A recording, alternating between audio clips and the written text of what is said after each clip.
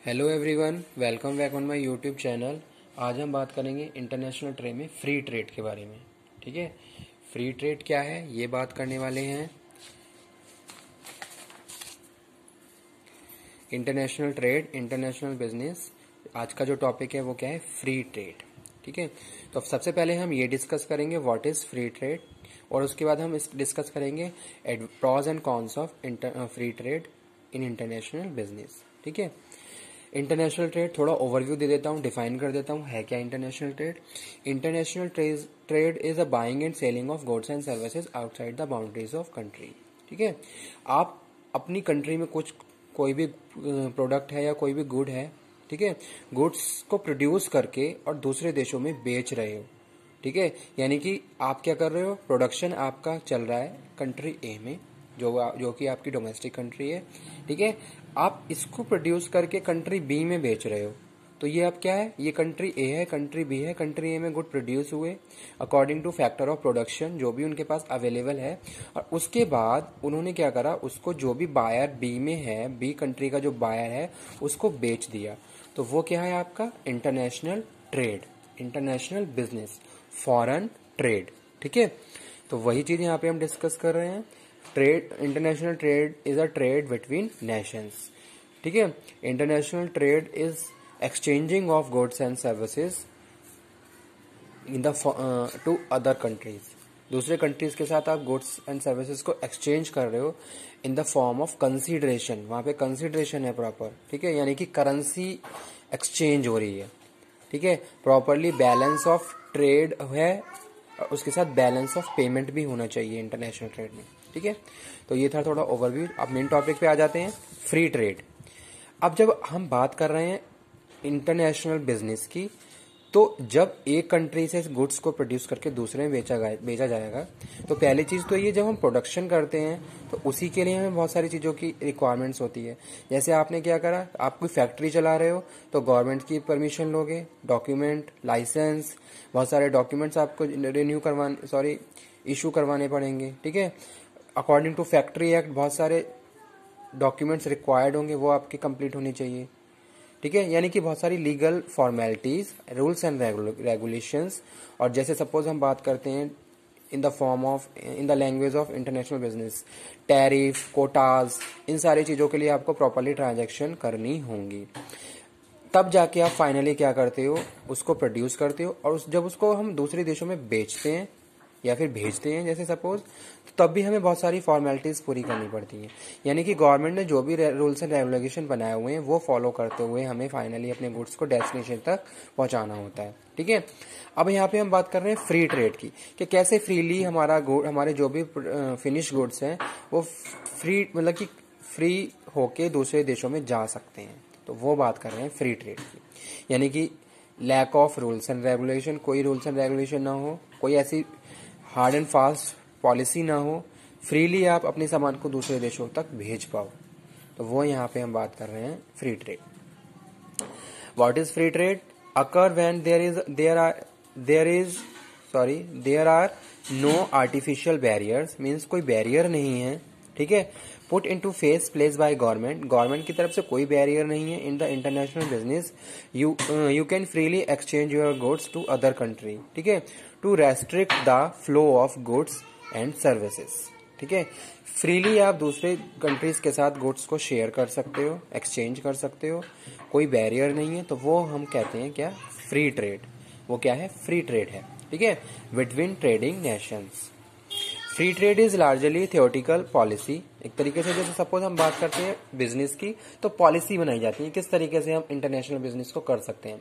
अब उसमें क्या है, अकॉर्डिंग टू द सिचुएशन हम कुछ पॉलिसी को रिड्यूस कर देते हैं, कुछ बैरियर्स को कम कर देते हैं अकॉर्डिंग टू द सिचुएशन। ठीक है, तो वो यहाँ पे हम बात कर रहे हैं, free trade is largely theoretical policy under which government impose absolutely no tariff, no tax और no duties.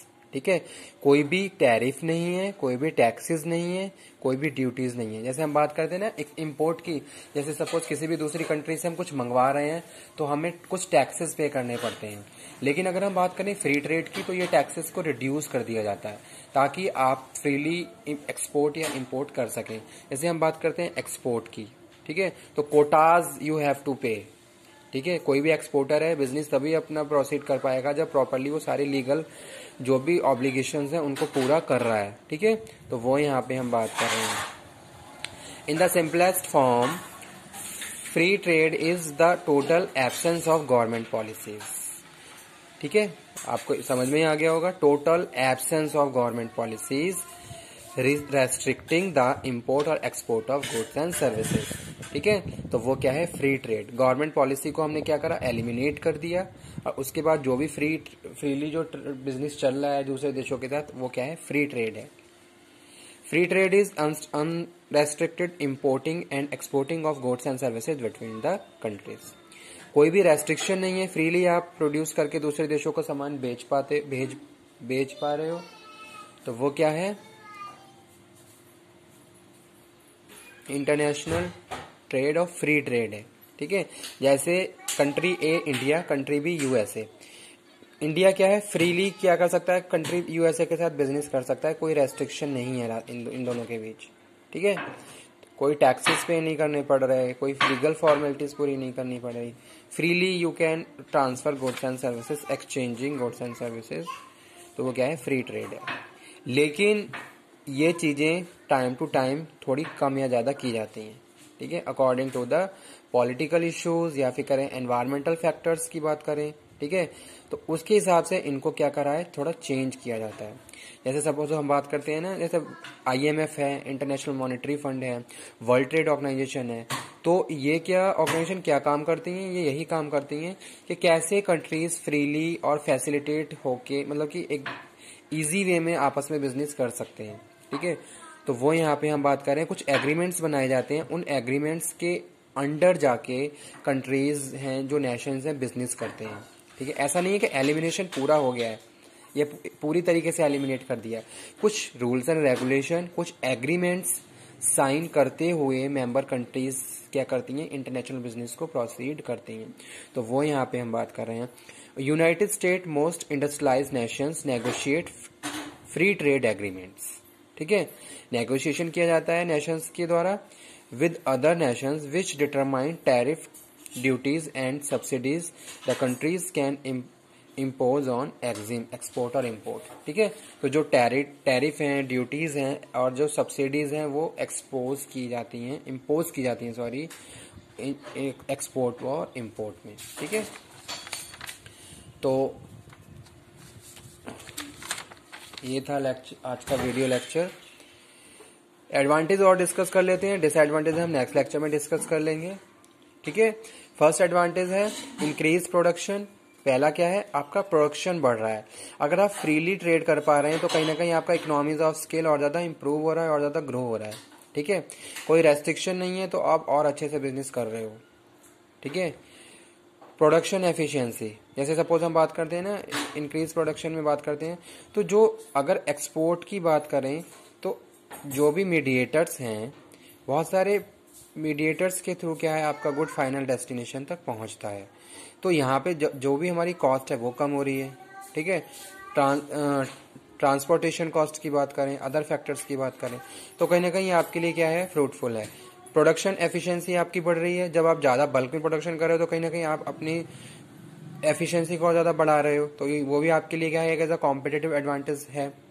Benefit of consumer, consumer को बेनिफिट्स है।